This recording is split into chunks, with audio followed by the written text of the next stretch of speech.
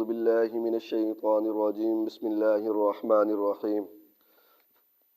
يا أيها الذين آمنوا ادخلوا في السلم كافة ولا تتبعوا خطوات الشيطان إنه لكم عدو مبين فإن زللتم من بعد ما جاءتكم البينات فاعلموا أن الله عزيز حكيم هل ينظرون إلا أن يأتيهم الله في ظلل من الغمام والملائكة وقضي الأمر وإلى الله ترجع الأمور صدق اللہ العظیم۔ ترجمہ: یا ایھا الذین آمنوا، اے وہ لوگو جو ایمان لائے ہو، ادخلوا فی السلم کافہ، اسلام میں پورے کے پورے داخل ہو جاؤ، ولا تتبعوا خطوات الشیطان، اور شیطان کے قدموں کی اتباع نہ کرو، انہ لکم عدو مبین، بے شک شیطان تمہارا واضح دشمن ہے۔ فإن زللتم من بعد ما جاءتکم البینات، اگر تم پھسل گئے بعد اس کے کہ تمہارے پاس واضح دلائل آ چکے ہیں، فاعلموا، تو جان لو، ان اللہ عزیز حکیم، بے شک اللہ تعالیٰ زبردست حکمت والے ہیں۔ هل ينظرون الا ان يأتيهم اللہ، کافر لوگ صرف اس بات کا انتظار کر رہے ہیں کہ ان يأتيهم اللہ فی ظلل من الغمام، کہ اللہ تعالیٰ بادلوں میں اور فرشتے، اللہ تعالیٰ سائبانوں میں اللہ تعالیٰ اور فرشتے آ جائیں، وقضی الامر، اور کام ختم کر دیا جائے، وإلی اللہ ترجع الامور، اور سارے کام اللہ تعالیٰ کی طرف لٹائے جائیں گے۔ پہلی آیت کا شان نزول بھی ہے اور پھر ایمان والوں کو حکم بھی ہے۔ حضرت عبداللہ بن سلام رضی اللہ تعالیٰ عنہ، جو پہلے یہودیوں کے بہت بڑے عالم تھے، اور اسی طرح حضرت ثعلبہ، حضرت اسد، حضرت اسید، یہ سارے چاروں پانچوں جو ہیں یہودیوں کے عالم تھے، لیکن یہ صحیح عالم تھے، یعنی دوسرے لفظوں کے اندر جھوٹ نہیں بولتے تھے، سود نہیں لیتے تھے، جو اس زمانے کے اندر مولویوں کی بیماریاں تھیں وہ ان کے اندر نہیں پائی جاتی تھی۔ اللہ تعالیٰ نے ان کو ایمان کی توفیق عطا فرما دی، مسلمان ہو گئے۔ مسلمان ہونے کے بعد انہوں نے پہلے سے ہی یہودی مذہب کے اندر یہ چلا آ رہا تھا کہ اونٹنی کا دودھ اور چربی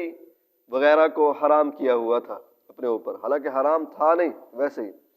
اور اسی طرح ان کے مذہب کے اندر تھا بھی صحیح کہ بھی سنیچر یعنی ہفتے کے دن کی جو ہے عزت اور احترام کرنا ہے۔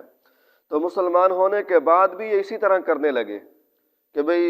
جو ہے وہ دودھ سے پرہیز کرتے، حرام تو نہ سمجھتے ان کو، مسلمان ہو گئے، پرہیز کرتے، اس سے بچتے، اور اسی طرح سنیچر یعنی ہفتے کے دن کی جو ہے وہ عزت اور احترام تھوڑا بہت کرتے۔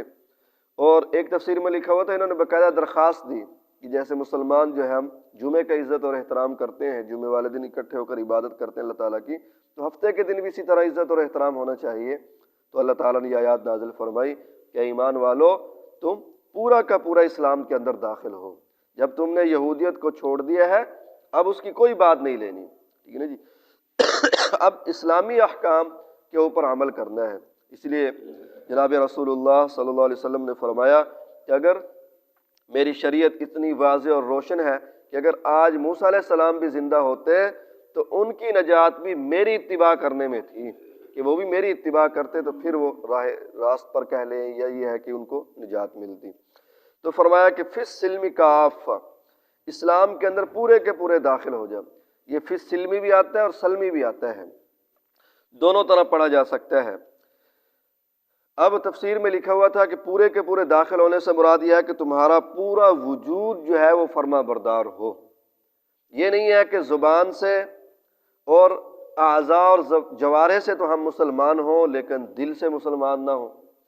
ٹھیک ہے نا جی، یا یہ ہے کہ دل سے اور زبان سے تو مسلمان ہیں، کلمہ بھی پڑھتے ہیں زبان سے، دل میں کلمے کے اوپر یقین بھی ہے اللہ کی ذات پر اور اللہ کے حبیب جناب رسول اللہ صلی اللہ علیہ وسلم کی ختم نبوت پر،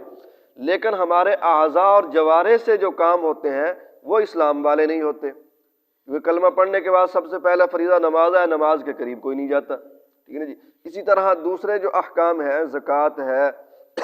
ٹھیک ہے نا جی، اور منہیات ہیں جس سے اللہ تعالیٰ نے منع کیا ہے، کسی کو تکلیف نہیں دینی، اور اسی طرح سود نہیں کھانا، رشوت نہیں لینی، ٹھیک ہے نا جی۔ تو فرمایا کہ پورے کے پورے اسلام میں داخل ہو کہ تمہارا ظاہر بھی اسلامی ہو اور تمہارا باطن بھی اسلامی ہو۔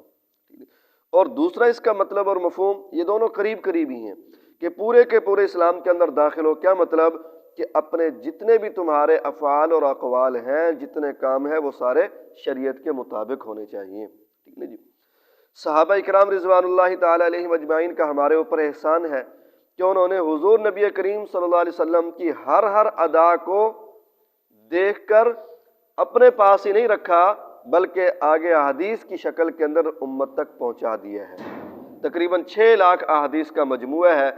جن کے اندر یہی ہے کہ میرے نبی چلتے کیسے تھے، میرے نبی بیٹھتے کیسے تھے، باتیں کیسے کرتے تھے، گفتگو کا انداز کیا ہوتا تھا، تقریر کا انداز کیا ہوتا تھا، نماز پڑھانے کے اندر صورتیں کون کون سی پڑھتے تھے، ٹھیک ہے نا جی، حتیٰ کہ کنگھی کیسے کیا کرتے تھے، اور جو ہے آپ کی کنگھی کا انداز کیا ہوا کرتا تھا، جنازے میں کیسے جاتے تھے، وہاں کیا کیا کہتے تھے، کیا کیا پڑھتے تھے، شادی کی ہے تو وہ کس طرح کی ہے۔ حتیٰ کہ صحابہ نے تو اتنی حضور سے محبت کی ہے کہ حضور علیہ الصلوۃ والسلام کی داڑھی مبارک کے اندر بال بھی گن کے بتا دیے کہ بھی حضور کے 13 بال ہیں یا 16 بال سفید ہیں، ٹھیک ہے جی۔ جب اتنی چیزیں بھی ہمارے پاس آ چکی ہیں، چھوٹی چھوٹی چیزیں بھی، تو پھر بڑے بڑے کام کہ جنازہ کیسے پڑھنا ہے، شادی بیاہ کیسے کرنا ہے، ٹھیک ہے نا جی، تو وہ بھی تو احادیث کے اندر ذکر ہے نا۔ تو اس کو مسلمان اپنے جو ہے ہر آدمی، ہر قوم نے اپنا اپنا بنایا ہوا، کسی قوم کے کوئی رواج، کسی قوم کے کوئی رواج، تو اس طرح خوشیوں غمیوں کے موقع پر بھی اسلامی اصولوں کو مد نظر رکھنا چاہیے۔ خوشی غمیوں کے موقع کے اوپر بھی اسلام کو، اسلام کے اصولوں کے مطابق جو ہے کرنا چاہیے۔ اس لیے فرمایا کہ پورے کے پورے اسلام کے اندر داخل ہوں، اور فرمایا کہ وَلَا تَتَّبِعُوا خُطُوَاتِ الشَّيَاطِينِ، شیطان کی اتباع نہ کرو، شیطان کی بات نہ مانو، شیطان کے پیچھے نہ چلو۔ إِنَّهُ لَكُمْ عَدُوٌّ مُّبِينٌ، بے شک یہ شیطان تمہارے لیے کھلا ہوا دشمن ہے۔ فَإِن زَلَلْتُم مِّن بَعْدِ مَا جَاءَتْكُمُ الْبَيِّنَاتُ، اگر تم واضح ہدایت آ جانے کے بعد بھی پھسل گئے ہیں، واضح ہدایت قرآن پاک اور احادیث کی صورت کے اندر تمہارے پاس ہدایت کا چراغ آ گیا، اللہ کے حبیب آ گئے، اس کے بعد بھی تم ادھر ادھر کی باتیں لیتے ہو، پرانی کتابوں کی باتیں، پرانے قصے کہانیاں، من گھڑت واقعات کو لے کر جو اپنا مذہب بنایا ہوا ہے، فرمایا فَاعْلَمُوا، جان لو، ان اللہ تعالیٰ عزیز، طاقتور ہے، قوت والے ہیں، زبردست ہیں، حکیم، حکمت والے بھی ہیں۔ اللہ تعالیٰ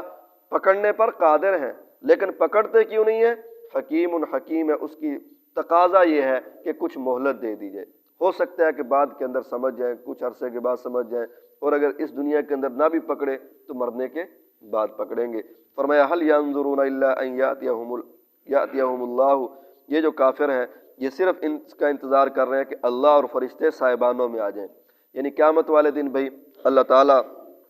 ایک صاحبان کے ذریعے سے صاحبان میں آئیں گے میدان محشر کے اندر، اور فرشتوں نے جو ہے اس کو گھیرا ہوا ہوگا۔ یہ کیسا صاحبان ہے، کیسے اللہ تعالیٰ آئیں گے، یہ متشابہات میں سے ہیں۔ اس کا